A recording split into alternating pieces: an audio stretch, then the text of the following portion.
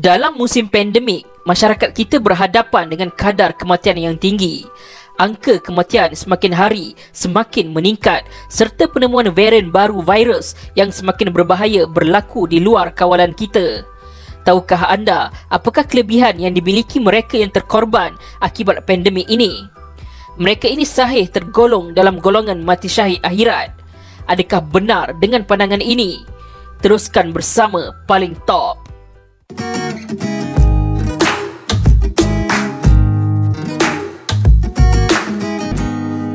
Menurut rujukan laman web Mufti Wilayah Persekutuan, terdapat banyak dalil yang membuktikan bahawa seseorang yang mati disebabkan wabak layak dikira sebagai mati syahid. Hadis paling jelas menyebut perkara ini adalah hadis yang berbunyi, orang yang mati syahid 5 golongan, iaitu orang yang mati kerana taun, mati kerana penyakit perut, mati lemas, mati ditimpa runtuhan dan mati syahid di jalan Allah. Hadis riwayat Al-Bukhari dan Muslim. Selain hadis tersebut, terdapat lagi sebuah hadis lain yang turut sama mengulangi pendapat yang serupa. Hadis ini berbunyi, sesiapa yang dibunuh di jalan Allah ialah orang yang syahid. Sesiapa yang mati kerana taun juga ialah orang yang syahid. Dan sesiapa yang mati kerana penyakit perut juga ialah orang yang syahid. Hadis riwayat Muslim. Terdapat satu lagi hadis yang lebih ringkas menyebut tentang status wabak yang berbunyi, wabak taun ini adalah penyebab mati syahid bagi setiap Muslim.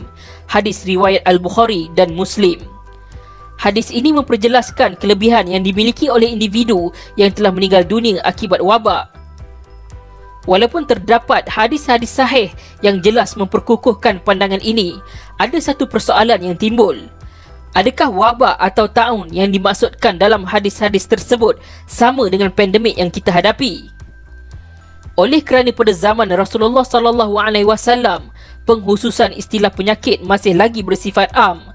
Jadi, nama kepada penyakit yang mampu menjangkiti masyarakat juga lebih bersifat terbuka serta kurang terperinci. Frasa taun pada zaman sekarang digunakan bagi merujuk kepada penyakit kolera yang disebabkan oleh kehadiran bakteria pencemar ke dalam makanan atau minuman. Bakteria ini menyebabkan seseorang mengalami masalah keracunan sehingga muntah-muntah, cirit-birit dan demam berpanjangan. Istilah taun adalah istilah pinjaman dari bahasa Arab iaitu ta'un yang membawa makna wabak. Jadi, penyakit taun yang disebutkan dalam hadis terdahulu adalah merujuk kepada jangkitan penyakit yang meliputi masyarakat umum sehingga mengakibatkan kematian dalam skala luar biasa. Walaupun dalam zaman sekarang kita merujuk taun sebagai satu jenis penyakit sahaja, realitinya dari aspek pemahaman bahasa Arab, taun bersifat am serta merangkumi apa sahaja jenis penyakit yang membawa kematian besar-besaran, termasuklah tahap pandemik, endemik atau epidemik sekalipun. Bagi mereka yang meninggal dunia akibat pandemik yang sedang berlaku, Mufti Wilayah pernah menyebut mereka ini layak dipanggil syahid akhirat. Pendapat ini turut dipegang Timbalan Pengurusi Majlis Ulama Indonesia iaitu Ahmad Qudari yang menyebut status jenazah sebagai syahid ukhrawi.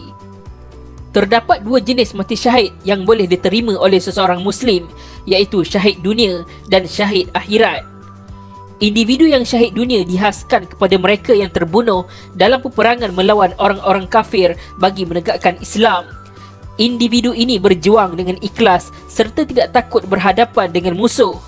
Individu dalam kategori ini, jenazahnya tidak perlu dimandikan dan disolatkan.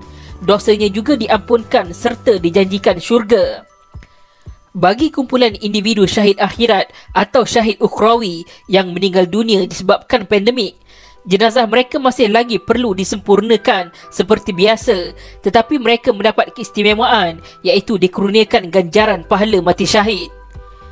Berdasarkan kepada perbincangan yang telah dilakukan oleh para ulama terdahulu, jelas sekali status individu Muslim yang meninggal dunia akibat pandemik adalah syahid akhirat.